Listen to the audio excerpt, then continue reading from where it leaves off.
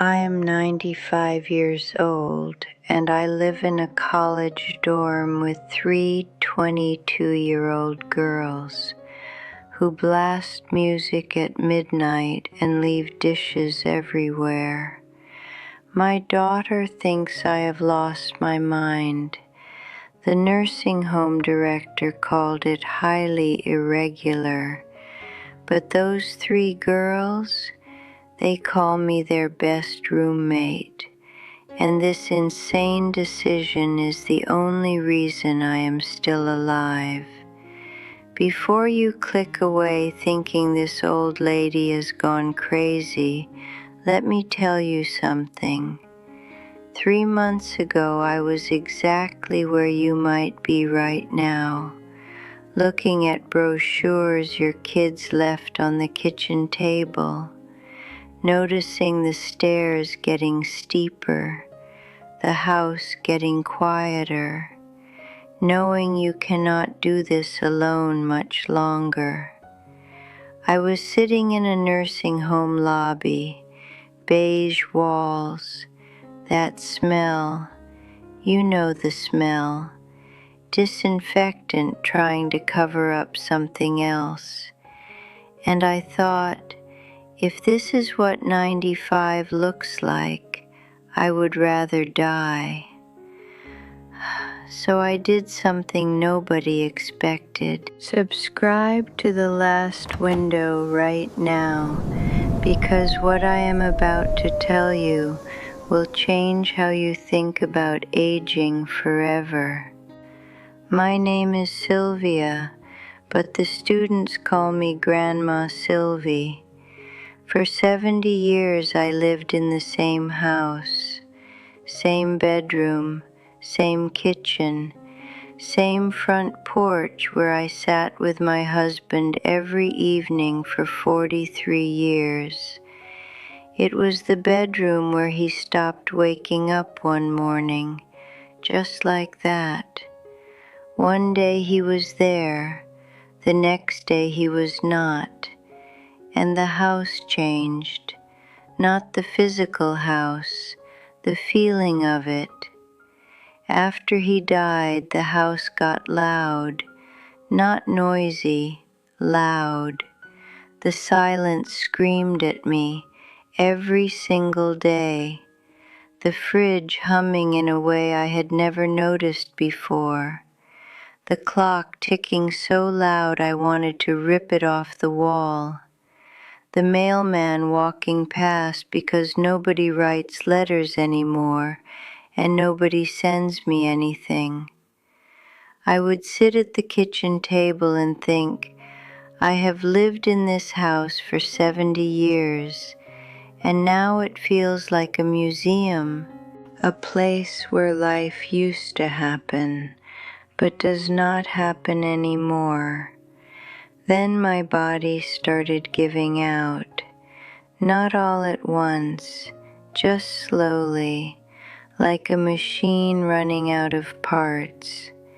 My knees went first, not dramatically, just slowly, like a door hinge rusting shut.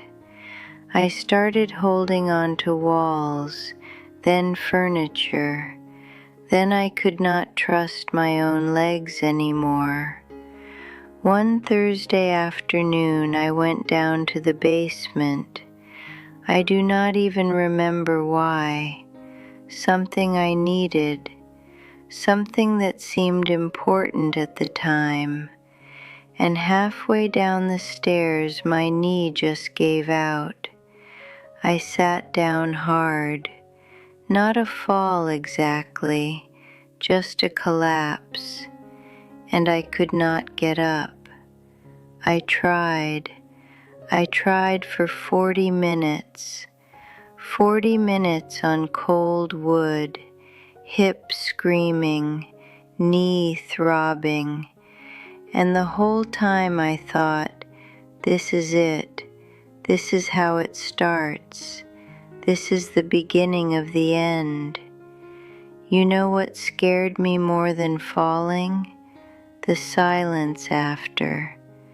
Nobody called, nobody knocked, nobody knew. If I had cracked my skull open on those basement stairs, I would have just stayed there. Until what? Until my daughter came to check on me 3 days later? Until the mailman noticed the mail piling up? Until I started to smell? That thought, that specific thought, terrified me more than anything I had ever felt in 95 years. That I could die alone in my own house and nobody would know. Not for days, maybe not for weeks. That is when my daughter started using the word worried. She came over more often, brought groceries I did not ask for, stayed longer than she needed to, and one day she left a stack of brochures on my kitchen table. Senior living communities, assisted living facilities, memory care options, all with the same beige walls and the same fake smiling people on the covers. She found one she liked, Meadowbrook Senior Living, $4,200 a month. I visited once. We walked through the lobby, nice enough, clean, bright. A receptionist smiled at us like we were checking into a hotel. Then we went to the activity room. Residents sat in chairs arranged in a circle, some sleeping, some staring, some doing a puzzle that looked like it was meant for children. Bingo at 2 p.m., the director said cheerfully. Movie night Fridays, Taco Tuesday. We do our best to keep everyone engaged. I looked around that room. These people were not engaged.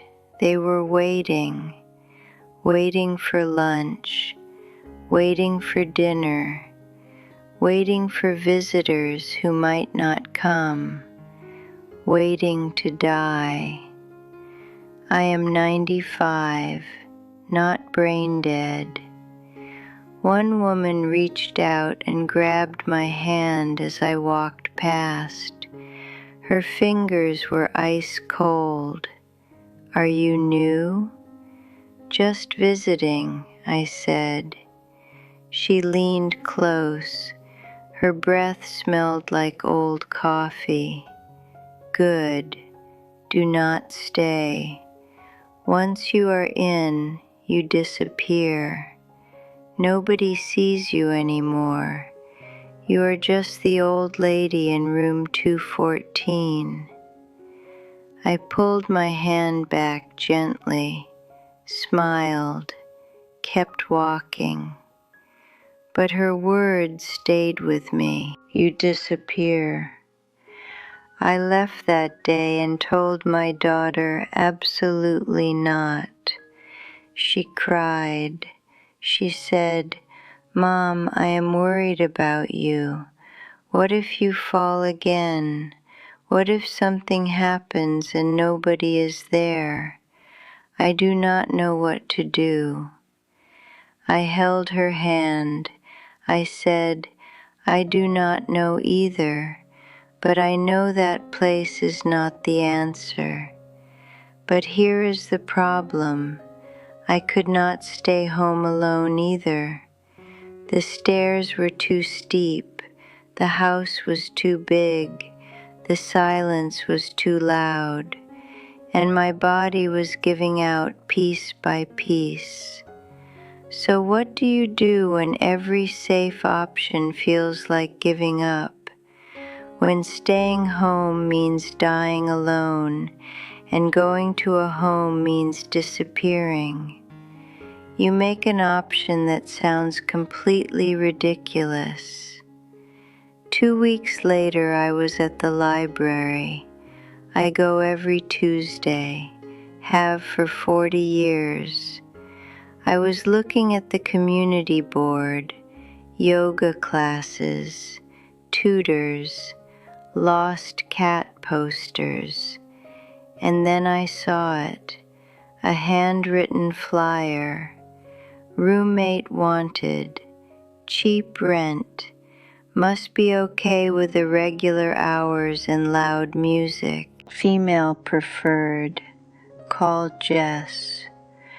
I stood there staring at it for 5 full minutes. People walked past me. I did not move. I just stared at that flyer. And I thought, this is insane. This is absolutely insane. And then I thought, what do I have to lose? I took the number, went home, sat at my kitchen table, stared at the phone for another 10 minutes, and then I called. A young voice answered. Yeah? Hi, I am calling about the roommate ad. Oh, cool. Yeah, we are looking for someone to take the 4th bedroom. It is small, but it is cheap. $400 a month. I took a breath. How old are you? 22. Long pause. How old are you? 95. Silence. Long silence. Are you serious? Dead serious. You need rent money. I need someone around if I fall. Another pause. Then she laughed. Not mean, just surprised. Okay. This is weird, but okay. When can you move in? That was 4 months ago. Now I live with 3 22-year-olds. Jess, Anna, Sophie. They pay $400 each. I pay $500 because I have the bigger room and I can afford it. And here is what nobody tells you about living with college girls. It is chaos, complete chaos. Jess blasts Billie Eilish at 11 p.m. while she does homework. Anna cooks curry at midnight because that is when she gets home from her shift at the restaurant. Sophie brings home boys who freeze when they see me at the kitchen table, drinking tea at 2 in the morning. Hi, ma'am. Her name is Grandma Sylvie, Sophie says without missing a beat. I do not care about random boys or loud music or dishes in the sink. I care that I am not alone. I care that I am not sitting in a silent house, wondering if anyone would notice if I died. I care that when I need help, it is right there. Not a call button, not a nurse who has 12 other patients, just people, real people. Last week, Anna had a breakdown. She failed her midterm, chemistry. She came home at 2 in the morning, and I heard her crying in the kitchen. I went out there. She was sitting at the table with her head in her hands. I did not say anything. I just made her tea, sat down across from her, slid the mug over. She looked up, eyes red. Thanks, Sylvie. My mom would have just yelled at me. told me I should have studied harder. Your mom is not here. I am. We sat there for 20 minutes. She cried. I drank my tea, and then she went to bed. The next morning she hugged me. That hug meant more to me than anything, because in a nursing home, someone would have brought me my tea, but I would not have been able to make tea for someone else. I would not have been able to sit with a crying 22-year-old at 2 in the morning. I would not have been useful. That difference matters more than you think. It really does. Here is what I figured out. People do not need care, not really. They need witnesses. Someone to notice when you fall, someone to ask if you ate today, someone to sit with you when you are scared at 3 in the morning. Nursing homes care for you. They do. They feed you and bathe you and give you your pills on time. But nobody sees you. You are not a person. You are a patient. Room 214, the one with the heart condition. At home alone, nobody sees you either. You could die on the kitchen floor and nobody would know until it was too late. But here, Jess checks if I took my pills every morning, not because it is her job, not because someone is paying her, but because she cares, because she likes me. Sophie walks with me to the grocery store because she is going anyway, and it is easier to go together. Anna brings me leftovers from the restaurant because she knows I like the soup. I am not their patient. I am not their burden. I am their roommate, and that is a very big difference. Now I am not stupid. I know this will not last forever. One day I will need more help than 3 college girls can give. One day I will need a walker or a wheelchair or someone to help me in the bathroom. And when that day comes, I will deal with it. But that day is not today. And I will be damned if I spend today waiting for it. Last Sunday, Jess had friends over, 5 or 6 people crammed into our tiny living room, pizza boxes everywhere. Someone brought beer. They were loud and young and so full of life it made my chest hurt. One of them looked at me sitting in my chair with my book. Wait, who is the old lady? That is Sylvie, Jess said. She lives here. Like your grandma visiting? No, our roommate. The kids stared at me. Then Jess said something I will never forget. Best roommate I have ever had. Does not steal my food. Always home if I forget my keys. Makes the best banana bread I have ever had in my life. Everyone laughed. But Jess was serious, and I believed her. I do not bake banana bread for them because I have to. I do it because I want to, because they let me be a person, not a patient, not a burden, a person who still has something to give.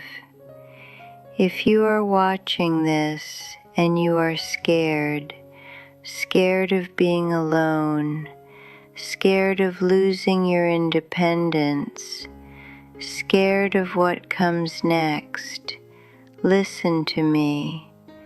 Nursing homes are not evil. They are not. Sometimes they are necessary. Sometimes there is no other choice. But they are not your only option. Not always. Look around.